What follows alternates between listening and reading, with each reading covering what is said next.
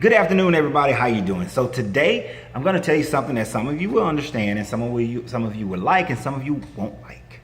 And that is the fact that I'm going to reap what others have sown. I'm going to reap what others have sown. Now, I will also reap what I have sown, but I'm also going to reap what others have sown. And I'm going to tell you why and how and what kind of sense that makes. So here's the deal. I'm going to use a Bible story that most people may have heard of, but may not fully understand every aspect of it. And I only want to use just the first part, really. So, and I'm paraphrasing. You know, there's the story of the talents, right? And if you read that story, it says that the master was there and he was like, look, I'm about to go away for a while, so I got 3 servants. And I know this dude can really handle his business, so I'm going to get him 5 bags. And that dude, he pretty good. I'm going to get him 3 bags. And that cat over there, I'm going to give him a shot. So I'm going to get him 1 bag. So he gives the guy, the one guy who gets the 5, he turns it to 10. The one who gets the 3, he turns it to 5. And the one who has the 1 bag, well, he hides it. But there's a statement that dude said that I think is that most people miss out on. And churches really don't like to talk about it because of let's be humble and that sort of thing. But here's the deal. He told the master, I know that you are a hard master and that you reap where you have not sown. Now, as they like to say, stop right there, reader. This is why I say stop right there, reader. Because he says master. Now, the master is not a bad dude.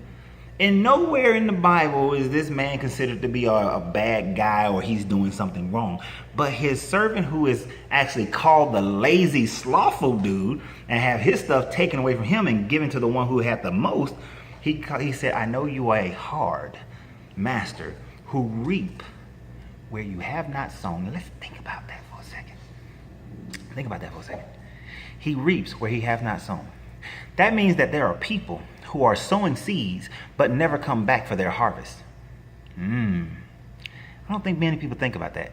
You are sowing seeds sometimes, but you're never coming back for your harvest. Now, I've been in many congregations and I've heard people say that, when you give and you sow seeds, you should remain humble and not expect anything in return. I want you to go to a farmer and ask that farmer, when he sows seeds, does he expect a harvest? Matter of fact, when he sows a seed, like a corn seed, he expects that corn stalk to have about 5, 6, I don't know how many because I'm not farming, but about 4, 5, 6 ears of corn on it. There's an expectation of reaping. There's an expectation of getting it back. If you've ever invested money in a 401k or in a business or anything, you have an expectation of getting a return on your investment. That's called an ROI, return on investment. If you invest your money, do you not expect a return on it? And do you not expect a return that's greater than the one that you put out? Now, the master reaping where he did not sow reminds me of a stockbroker in truth. A stockbroker don't invest any money but uses your money to invest into something else, but the stockbroker is going to get paid no matter what. So he's reaping where he hasn't sown anything other than his knowledge and his ability to trade stocks, his or her ability to trade stocks. That's what they are reaping without sowing.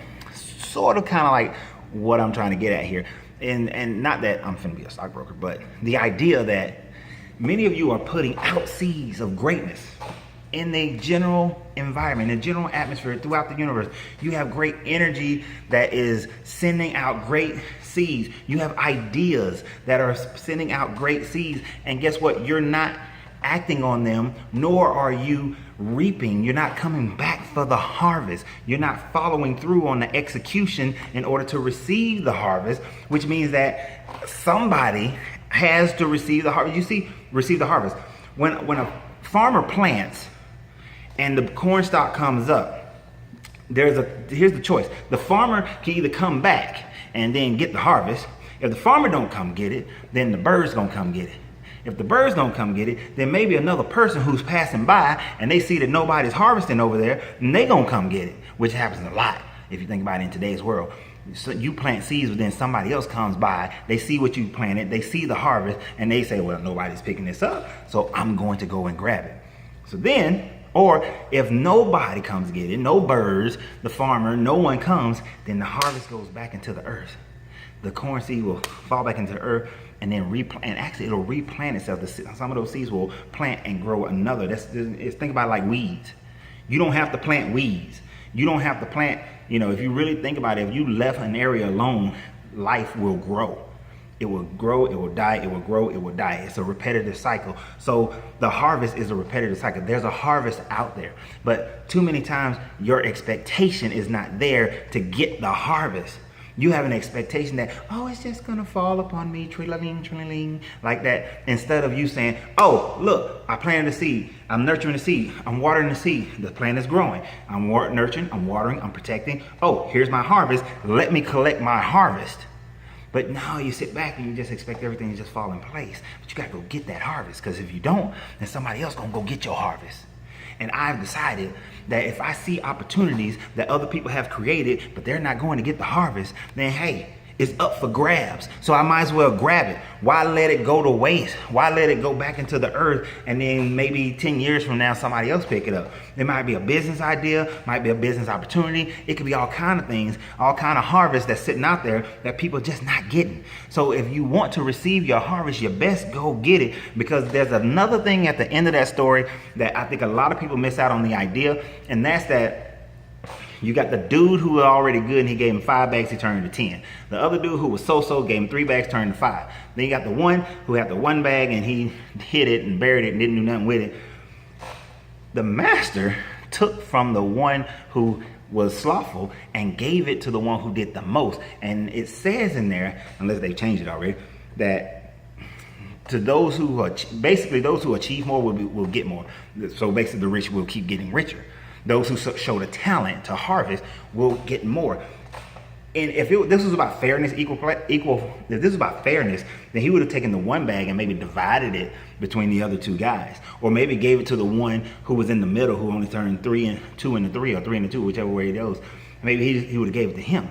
But no, he gave it to the one who turned 5 into 10, because he knew that dude could utilize it the best.